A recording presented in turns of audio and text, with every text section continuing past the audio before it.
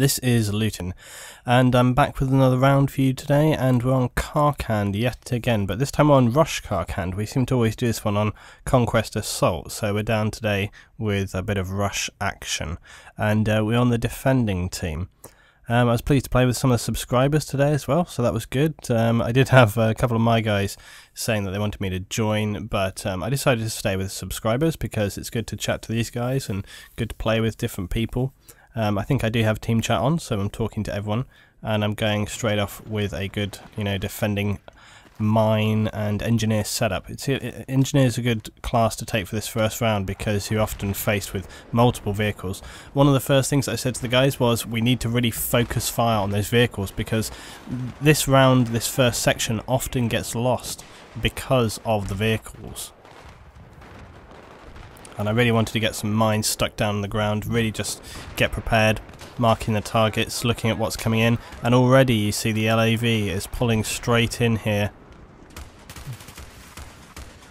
We need to get some fire on it, so I was telling the guys to focus on that.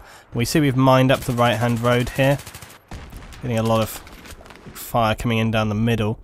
So they've really gone with quite a spread out attack. They have gone straight for A, so they're doing the right thing because A is the more difficult target to get. B is quite easy, mainly because the road is quite open, you've got more angles on it, whereas A, because it's kind of in that tight building there on the left, it's a bit more tricky to get into, and B is often the easier one. So I would say as a priority if you're playing to try and go for A, because I think that's generally the one that causes the most issues.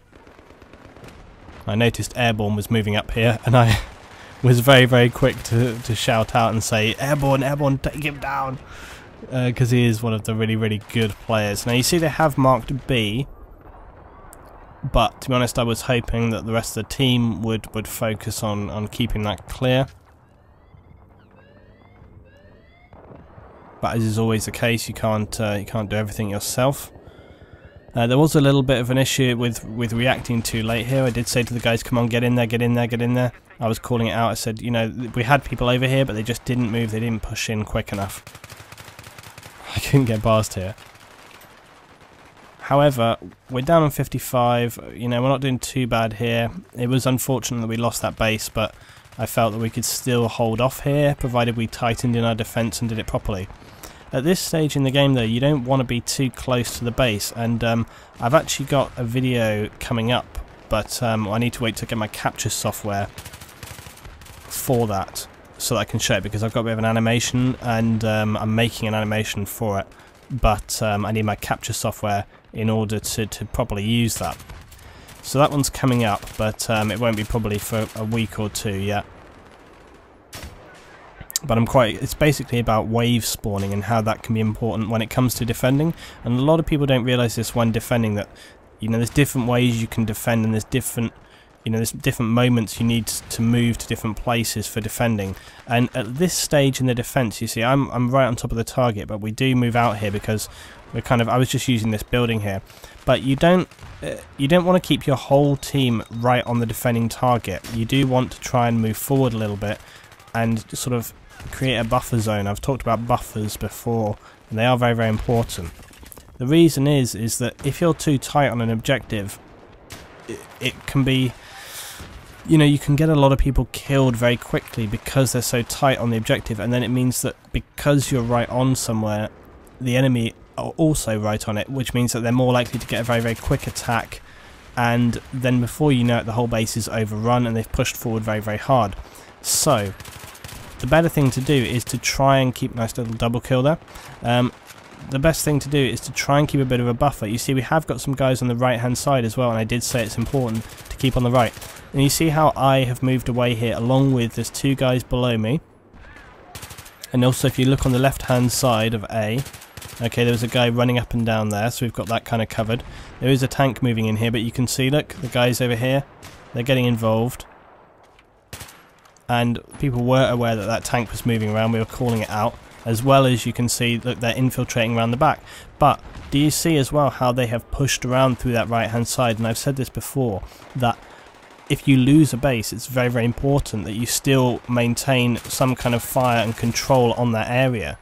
And we obviously didn't have enough strength on B because we were focusing too tightly on A. You know, we didn't spread out quickly enough, we didn't move across the road, and that has allowed them to get a little bit of a stranglehold moving around behind. And also you can see the guy in my squad there, Score Sweet. He's kind of moved up a bit, a little bit too far. I did call him back. He moved right up on the right hand side. I'm dropping some mines as well. I didn't have a lot of health, so I didn't want to stay out in that road for too long. But it's important to keep remining the road, especially at this stage in the game, because it's very, very likely that they will bring more vehicles around, and the vehicles can often be the killer. When you get down to like 20 tickets, they'll bring a vehicle in, and at that stage it can be very, very, because it takes a little bit of time. If they get a lucky arm, and you can see the vehicle coming in now, if they get a lucky arm, it can be very, very difficult for you to kind of re-establish any kind of, you know, by the time you've taken the vehicle out, the objective will have gone down, and you can see there's a tank coming in. Now this is the moment we need to be focusing fire. Look, look, look, and you can see right now, because we've been pushed back down this road, we don't have enough people up here, we don't have enough control, we didn't have enough people up the front, we had too many people around the kind of middle back section of our defense, and I really wanted to try and flank up here to get a bit of a sight onto those vehicles. I was hoping that, but you can see that my guys, they're not really pushing up here. And we've got multiple people below us here moving in on the objectives, and you can see my guys like moving forward now. They're moving forward up to that position, but they're not quite clearing it enough. I really want to get some fire back on these vehicles as well. I'm trying to clear out these guys below me because they're creating a bit of a kill zone. When you're defending on this base, always watch out for this kind of area where I am at. These buildings right here, this is where they will set up, and once they get that target armed again, you can see like Noz is doing right here. He's got a bipod LMG 3.4 scope. It's ideal for this kind of medium range defensive combat. Now look at the map right now, we've got people in on A. Some of the guys are spreading around, but you see it's the vehicles. The vehicles are causing the problem, and this is exactly what I was just saying. Okay, this tank is parked right outside the front door, and this tank needs to go down. And so many times this has happened. Look here, they just get a lucky plant. They're pushing in so hard, and when you get down to these bases right at the end, it's so important that you tighten up, because I was saying before, it's important that you kind of spread out and create a buffer. But when you get down to like 10 tickets, you know, that's not really going to matter. You need to pull in and just focus on the kills. You can't allow them to get that arm, and it will vary a little bit, because you know you need to play each round as it goes. But you see, we lose the base just on that last second there. It was very, very unlucky, but we really could have done with just a little bit more focus, and you know, maybe we were pushed up a little bit more, get that kill a little bit more, come harder onto A at the end there. But the next base is very, very interesting, and it's a good example. I was shouting to the guys, I was like, pull back, we need to get set up for the next base, we need to get set up quickly. You can see that LAV is caning it down the road. They're going to push, they're trying to use that momentum, and look, see the LAV is already coming in hard, and that'll be airborne. Already taking fire, and we really need to try and get those mines set up. We need to try and push them back. But look, important to look at the map. Look on my right, on my left even, on my right and my left. We're taking fire from both directions. They've pushed up so fast. The LAV's coming in as well. Hits a mine, but it's still active. You know, they're nearly at A, they're nearly at B. My team is not around. If you look right now, we've got like maybe one person at A. The rest of them are kind of milling around B.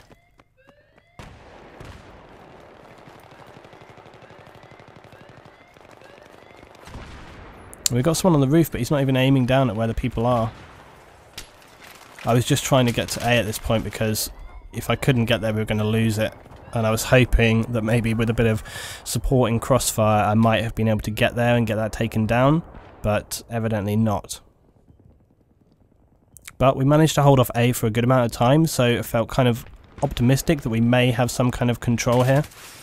And but unfortunately you can see that it's been armed already, even though we have about 1, 2, 3, 4, 5, 6, 7, at least 7 or 8 guys all around that objective, but it's still got armed.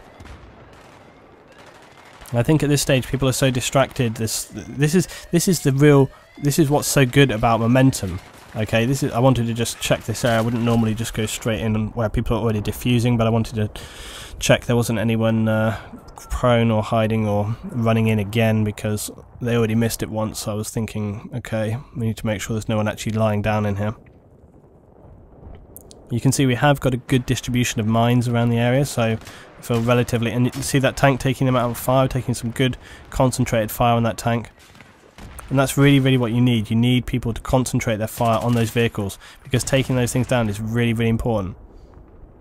Oh, I think this guy Liquid messaged me saying, my girlfriend got your tags. I think this must be her. Anyway. Oh god, it's all going wrong. I remember this moment was particularly chaotic. I swear in a minute, this person...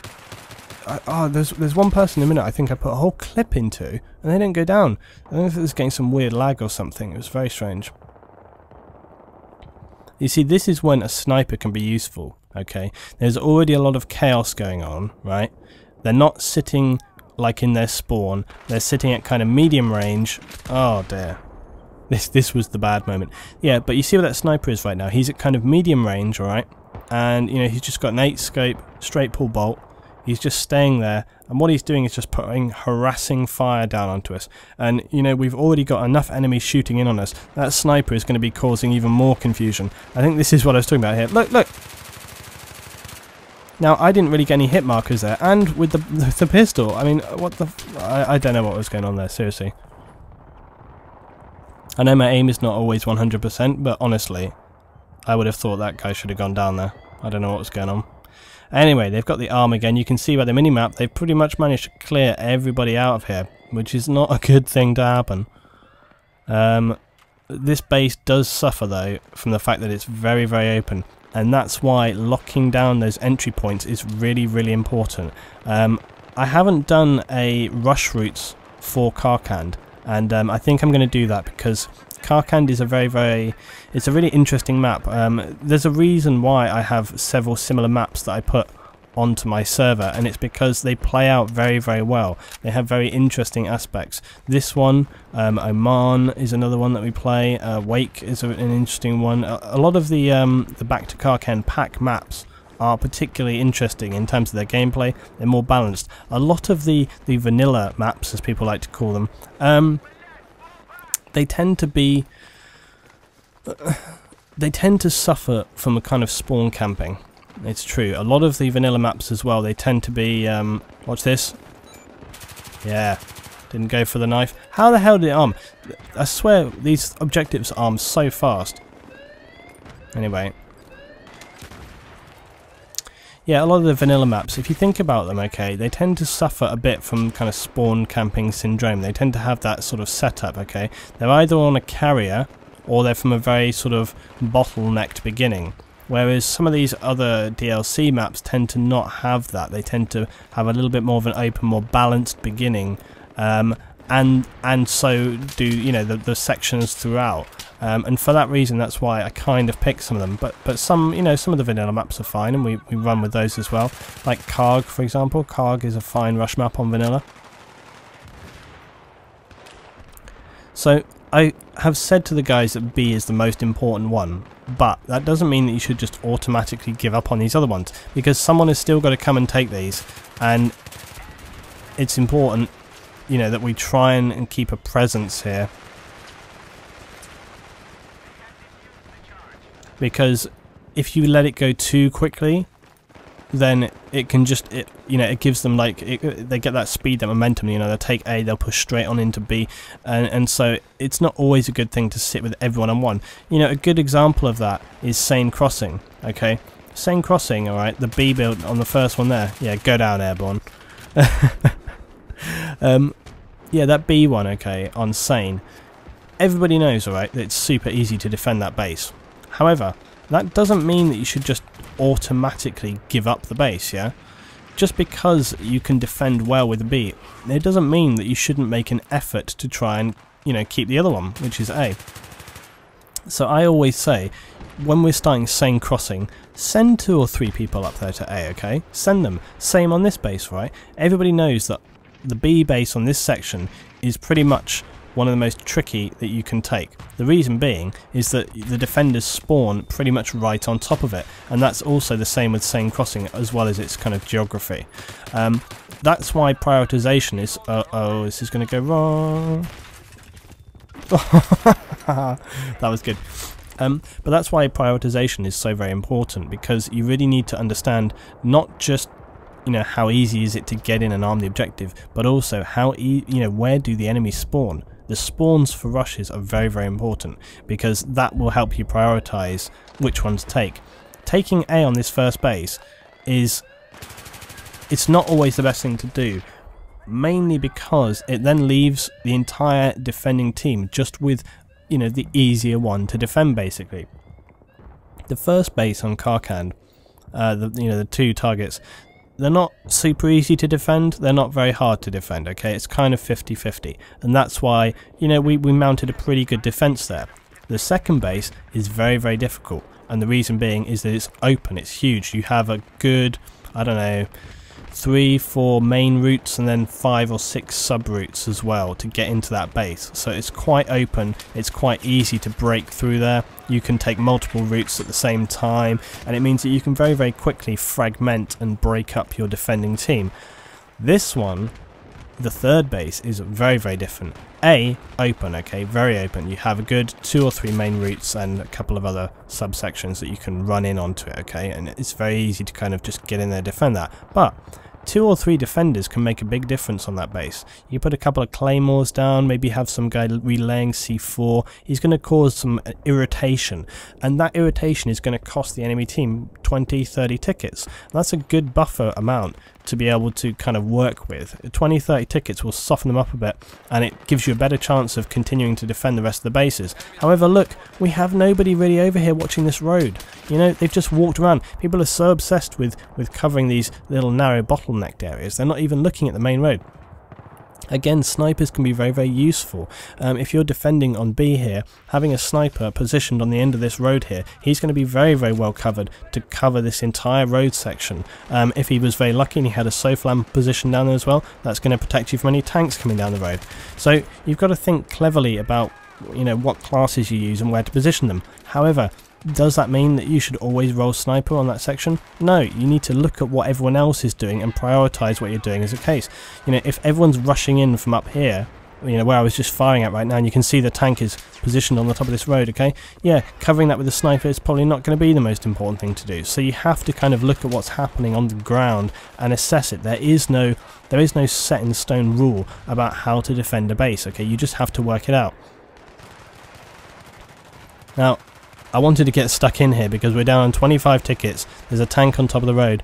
You can see there's 2 or 3, 4 guys up there, and I really felt that it was important to kind of stay here. However, I told my guys not to sit on top of me.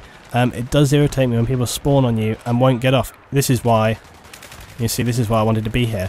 But look, this guy's just sitting here, and I was like, for crying out loud, get off me.